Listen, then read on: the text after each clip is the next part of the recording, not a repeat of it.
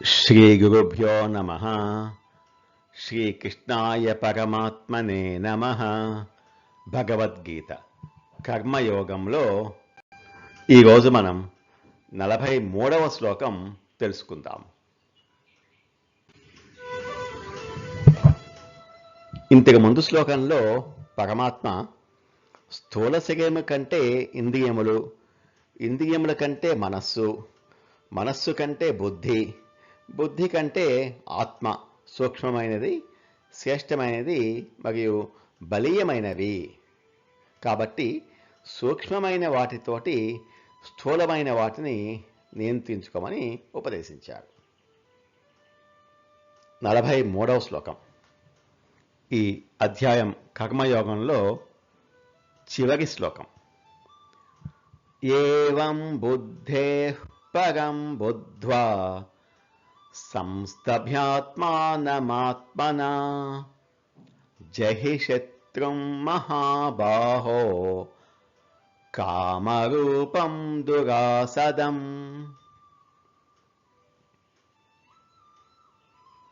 ఏవం బుద్ధే పరం బుద్ధ్వా, ఈ విధముగా బుద్ధి కంటే సూక్ష్మమైనది, శ్రేష్టమైనది, బలీయమైనది ఆత్మ అని తెలుసుకొని సంస్థభ్య ఆత్మానం ఆత్మనా, బుద్ధి ద్వారా మనస్సును వశపరుచుకొని మహాబాహో, ఓ మహాబాహువులు కలవాడ అర్జున, జహిశత్రుం కామరూపం దురాసదం, జయించుటకు కష్టసాధ్యమైనటి కామము అనే శత్రువును నిర్మూలింపము.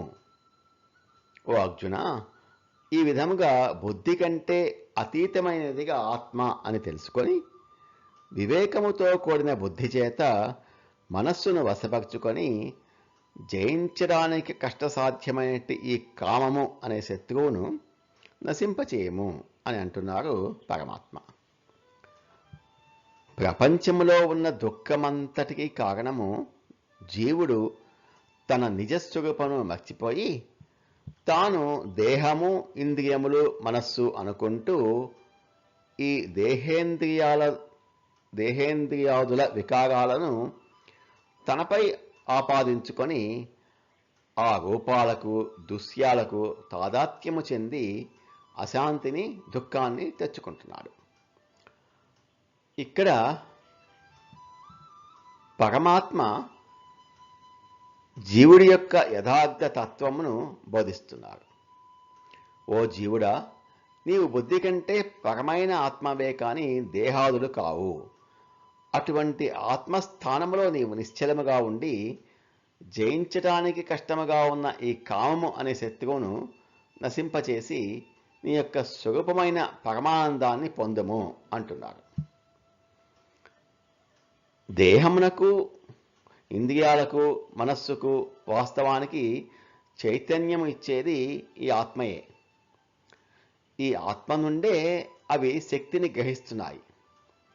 కాలక్రమంలో అవి ఆత్మను పక్కకు పెట్టేసి అవి పైకి వచ్చి కూర్చున్నాయి. జీవుని యొక్క అజ్ఞానమే దీనికి కారణం. ఆత్మను విస్మరించటమే దీనికి కారణం.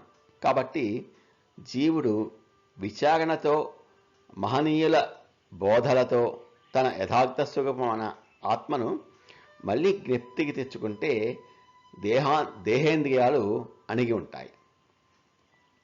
పరమాత్మ ఈ శ్లోకంలో కామాన్ని జయించటానికి, బంధరాహిత్యానికి ఆత్మజ్ఞానం ఒక్కటే శరణ్యము అని చెప్తున్నాడు. ఆత్మ ఒక ఆనంద స్వరూపం. మనస్సు ద్వారానే ఈ ఆత్మను మనం తెలుసుకోగలం. మనస్సు బహిర్ముఖం అవటం వల్ల మనం ఆత్మను, ఈ ఆనంద స్వరూపాన్ని చూడలేకపోతున్నాము, అనుభవించలేకపోతున్నాం. మనస్సుని అంతర్ముఖం చేయాలి. మనందరం కూడా, ప్రతి ఒక్కరము ఈ ఆనంద స్వరూపాన్ని ఎప్పుడో ఒక్కప్పుడు అనుభవించే ఉంటాం. ఉదాహరణకు, ఒక వస్తువును మనం కోరుకొని దాన్ని పొందటం కోసం శ్రమపడి ఆ వస్తువును పొందాం. ఆ వస్తువు పొందనంత వరకు మన మనస్సు బహిర్ముఖంగా ఉంటుంది. ఆ వస్తువుని పొందిన తర్వాత మనస్సు అంతర్ముఖం అవుతుంది. ఎందుకంటే ఇంకా బయట ఆల్రెడీ మనం ఆ వస్తువుని పొందేశాం కాబట్టి. ఆ వస్తువుని పొందినప్పుడు మనం చాలా ఆనందిస్తాం కదా. అంటే మనస్సు ఆత్మతో ఏకమై ప్రతిఫలిస్తుంది. కాబట్టి ఆత్మస్వరూపమైనట్టి ఆనందం మనకు కలుగుతుంది. ఆ వస్తువు పొందినప్పుడు కలిగే ఆనందము ఒక్క క్షణమే. ఆ ఒక్క క్షణమే మనస్సు ఆత్మతో లయమవుతుంది. తర్వాత మళ్ళీ బహిర్ముఖం అవుతుంది. మళ్ళీ ఇంకొక కోరిక కోసం వెంపగలాడుతుంది. మళ్ళీ దుఃఖం మొదలవుతుంది. ఇప్పుడు మనం పొందిన ఆనందము ఒక విషయముతో ముడిపడి ఉన్నది. అదే విషయముతో సంబంధం లేకుండా ఎప్పుడు మనస్సు ఆత్మతో లయమైనప్పుడు ఎంతటి ఆనందాన్ని అనుభవిస్తామో కదా. ఎందుకు మనస్సు ఆత్మతో లయం అవలేకపోతోందంటే ఎన్నో వేల జన్మల నుంచి తెచ్చుకున్న కర్మ ఫలాలు మనలను నడిపిస్తోంది. ఈ వాసనలు మనల్ని లాక్కొని పోతుంటుంది. ప్రయత్నపూర్వకంగా మనం ఈ వాసనలను దాటుకుని వెళ్ళాలి. తత్వజ్ఞానం వలన ఈ వాసనాక్షయం అంటే పూర్వజన్మల కర్మ ఫలాలు తొలగిపోతాయి అని అంటున్నారు పరమాత్మ. భగవద్గీత 3 అధ్యాయాలు విన్నాము కనుక మనకు ఇంద్రియములు, మనస్సు, బుద్ధి, ఆత్మ గురించి ఎంతో కొంత తెలుసుకున్నాము కదా. అంటే వీటి గురించి పరిచయం ఏర్పడింది.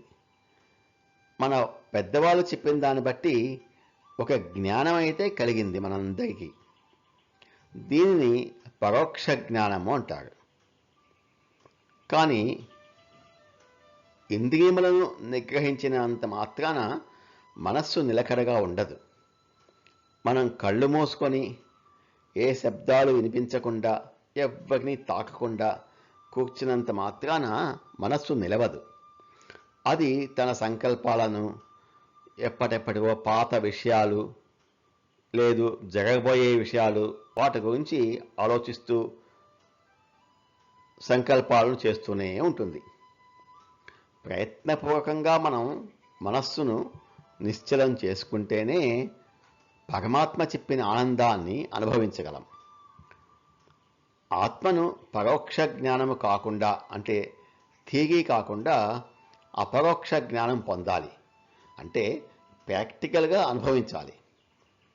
మనం ఒక్కొక్కప్పుడు మన పక్కన పెద్ద పెద్ద శబ్దాలు వస్తూ ఉన్నా కానీ మనకు వినిపించవు అంటే మనం ఏదో ధ్యాసలో ఉంటాం. ఆ విధంగా జ్ఞాని కర్మలు చేస్తున్నా కానీ ఏదో ధ్యాసలో అంటే ఆత్మయందే లీనమై ఉంటాడు. అతనికి కర్మబద్ధాలు అంటవు.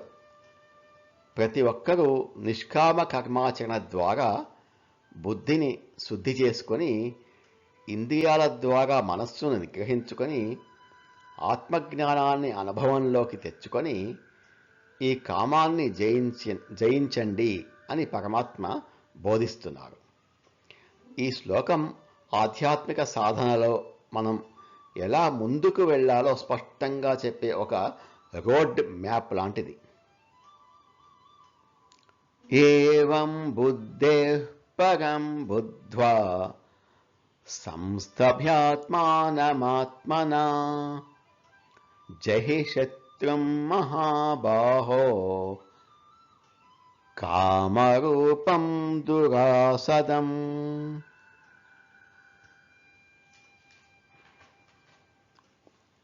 ఇంతటితో ఈ 3వ అధ్యాయం కర్మయోగం పూర్తయింది. రేపటి నుంచి మనం జ్ఞానయోగం చెప్పుకుందాము. నమో భగవతే వాసుదేవాయ. ఏతత్ ఫలం శ్రీకృష్ణార్పణమస్తు. స్వస్తి.